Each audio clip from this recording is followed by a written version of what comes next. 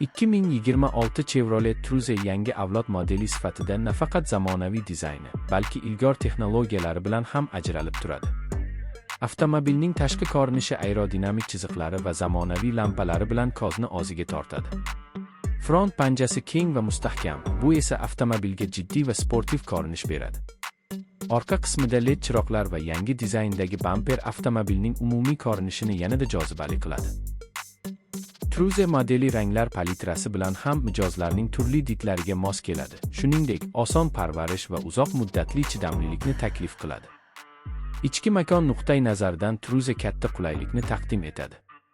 Salon materiali sifatli va yumshoq, o'rindiqlar ergonomik jihatdan ideal va uzoq yo'llarda ham charchashni kamaytiradi. Haydovchi va yo'lovchilar uchun yetarli bosh va oyoq bo'shligi mavjud. Konsol va boshqaruv paneli intuitiv tartiblangan. Bu esa haydovchiga barcha funksiyalarni tez va oson boshqarish imkonini beradi. Media tizimi katta ekran bilan jihozlangan bo'lib, u nafaqat oson foydalanish, balki zamonaviy interfeys bilan ham ajralib turadi. Bluetooth, USB va Apple CarPlay hamda Android Auto kabi funksiyalar haydovchi va yo'lovchilar uchun doimiy aloqani ta'minlaydi. 2026 Chevrolet Cruze xavfsizlik nuqtai nazaridan ham yuqori standartlarga ega. Avtomobil bir nechta havo yostiqlari, barqarorlik tizimi va avtomatik tormozlash tizimi bilan jihozlangan.